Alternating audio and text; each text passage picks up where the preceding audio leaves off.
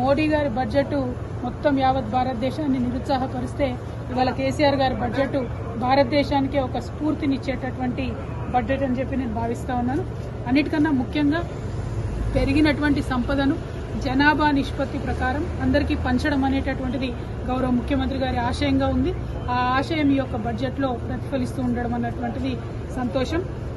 ఇవాళ ప్రపంచమంతా ఆర్థిక మాంద్యం వైపు వెళ్తున్నటువంటి సందర్భంలో గ్రామాలలో ఎక్కువ డబ్బులు పెట్టాలనేటటువంటి కామన్ మినిమం ఎకనామిక్ ప్రిన్సిపల్ని ఇవాళ తెలంగాణ రాష్ట్రంలో మనం పాటించడం జరిగింది. కానీ ఎన్ఆర్ఈజీఎస్ బడ్జెట్ని 2,50,000 కోట్లు ఉంటే 60,000కు తగ్గించి ఆ యొక్క సూత్రాన్ని పాటించకుండా గ్రామాలలో మరి డబ్బులు పంచకుండా రేపు భారతదేశాన్ని ఎట్లా ఆగం చేస్తారో మోడీ గారు అనేటటువంటి భయం ఇవాళ భారతదేశ వ్యాప్తంగా ఉన్నటువంటి ఆర్థిక శాస్త్రవేత్తలకు ఉన్నదనేటటువంటి విషయాన్ని మనం కూడా గమనించుకోవాలి.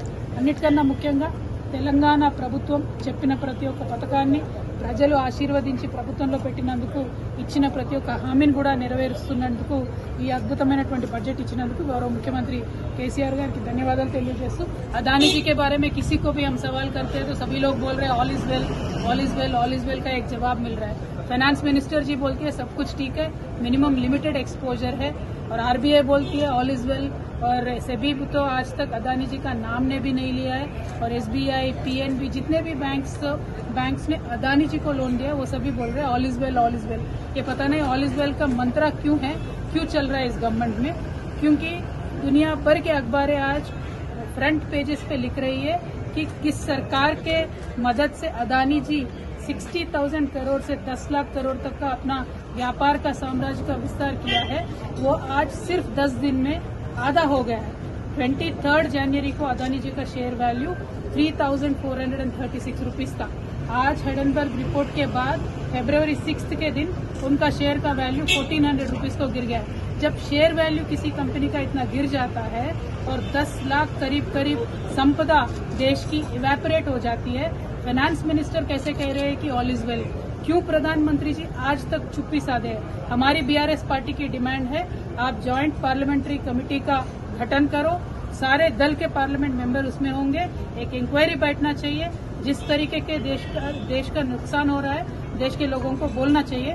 और मेरी डिमांड है, विनम्र डिमांड है प्रधानमंत्री जी से, in the country we are facing with a huge crisis and we can definitely call it a crisis because Adani ji का जिस तरीके से शेयर वैल्यू गिर रहा है, अदानी जी का जिस तरीके से कंपनी का दिन ब दिन जो वैल्यू गिरते जा रहा है.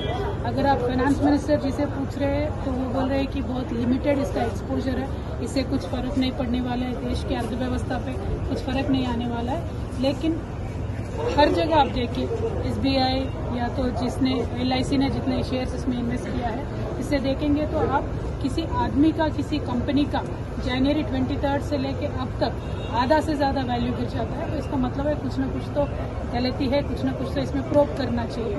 शेयर वैल्यू अदानी जी का जनवरी 23 में 3,600 रुपीज के आसपास था, 3,436 था. आज के डेट फरवरी 6 पे उनका शेयर वैल्यू 1,483 रुपीज को गिर गया. इस पे जरूर प्रूव होना चाहिए. हमारी डिमांड है बीआरएस पार्टी की तरफ से एक ज्वाइंट पार्लियामेंट्री कमेटी को फॉर्म किया जाए जिसमें हमारे पार्लियामेंट मेंबर सभी दल के होंगे. तो एक इम्पार्शियलिटी से इंक्वायरी होनी चाहिए, क्योंकि जब देश को इतना प्रभावित करने वाला कुछ भी घटना घटती है तो प्रूफ तो जरूर होना चाहिए. ये हमारा पहला डिमांड है. दूसरी डिमांड ये है कि मॉरली और socially today there is an obligation on honorable prime minister of this country. He should speak out, he should explain to the people of this nation. देश के लोगों को बोलना चाहिए.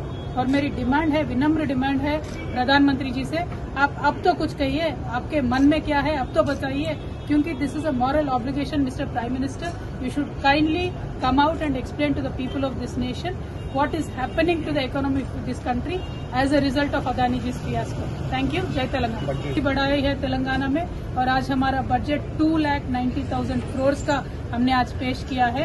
और इस बजट ने देश को एक तरीके से इंस्पायर करने वाली बहुत सारे बातें हैं, क्योंकि जिस तरीके का पॉपुलेशन होता है उनके निष्पत्ति के अनुसार ही हमने बजट डिस्ट्रीब्यूशन किया है. तो हम ये बिलीव करते हैं कि सारे सोशल सेक्टर्स को उनके पॉपुलेशन के हिसाब का मिलना चाहिए. उसी तरीके से हमारे यहाँ डिस्ट्रीब्यूशन हुआ है.